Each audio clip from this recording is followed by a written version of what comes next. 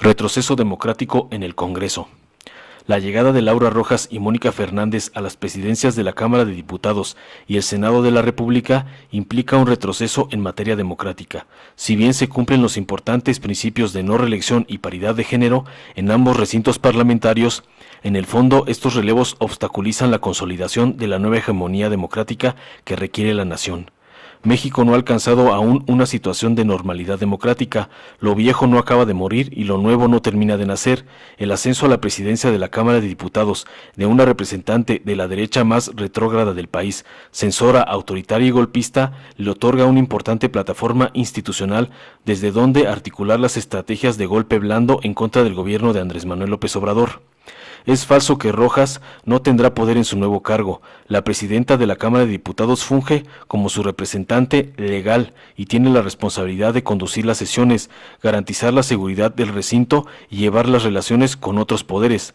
Desde su posición, Rojas podría sabotear los trabajos del Congreso o incluso encabezar un intento de destitución de López Obrador, al estilo de la autoproclamación de Juan Guaidó, presidente de la Asamblea Nacional de Venezuela, a quien Rojas dice admirar y apoyar.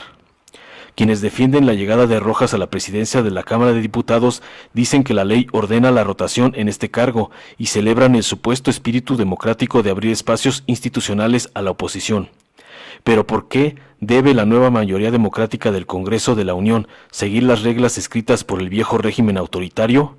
La avalancha electoral del 1 de julio de 2018 no fue para que todo siguiera igual, sino para que se cambiaran las coordenadas del poder político.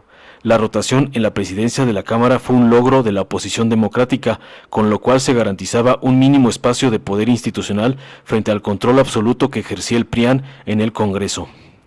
Pero hoy que las fuerzas democráticas son la mayoría, no existe razón alguna para ceder lugares claves de la Cámara de Diputados a la oposición golpista. La fracción parlamentaria de Morena tendría que utilizar su mayoría ganada legítimamente en las urnas para modificar la ley orgánica del Congreso, con el fin de permitir que un miembro de su partido ocupe la presidencia durante los 3 años de la actual legislatura. En el Senado de la República, la problemática es distinta. Ahí, el partido Morena sí logró mantener el control sobre la presidencia del recinto parlamentario. Sin embargo, lo hizo de una manera que permitió la consolidación de un caciquismo interno sumamente nocivo. Ricardo Monreal primero manipuló el proceso de votación con respecto a la permanencia de Martí Batres como presidente del Senado y después desacató y retó públicamente a la Comisión de Honor y Justicia de Morena, encabezada por Héctor Díaz Polanco, que había ordenado la reposición del procedimiento electoral. El respaldo de 44 de los 59 miembros de la bancada de Morena a estas artimañas propias del viejo régimen evidenció la enorme debilidad institucional del nuevo partido gobernante. La ausencia de contrapesos al poder de Monreal genera un caldo de cultivo para la reproducción de las peores prácticas autoritarias.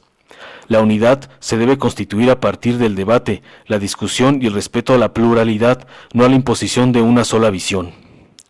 No se trata de defender a ultranza a Batres o a Porfirio Muñoz Ledo, o de atacar a Rojas o a Fernández de manera personal, sino de ejercer una crítica estructural sobre lo que implica los más recientes relevos en ambos recintos parlamentarios.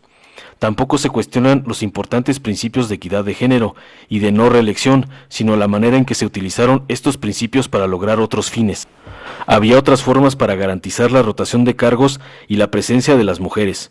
Imaginemos, solo para dar un ejemplo, que las nuevas presidentas del Senado y la Cámara de Diputados fueran más bien Jesús Rodríguez y Tatiana Cloutier, dos mujeres sumamente preparadas que podrían utilizar estas posiciones para empujar con fuerza el proyecto de la Cuarta Transformación. Tanto el caciquismo de Monreal como la ingenuidad de Mario Delgado no permitieron que se pudiera desarrollar un escenario de este tipo. Ambos líderes de bancada prefirieron seguir las viejas y conocidas rutas de negociación política en lugar de arriesgarse a algo nuevo y transformador.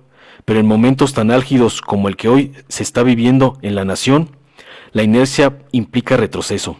La Cuarta Transformación debe avanzar a pasos agigantados o se quedará atrapada en el pantano del pasado. Informó Mr. Político, nos vemos en el siguiente video.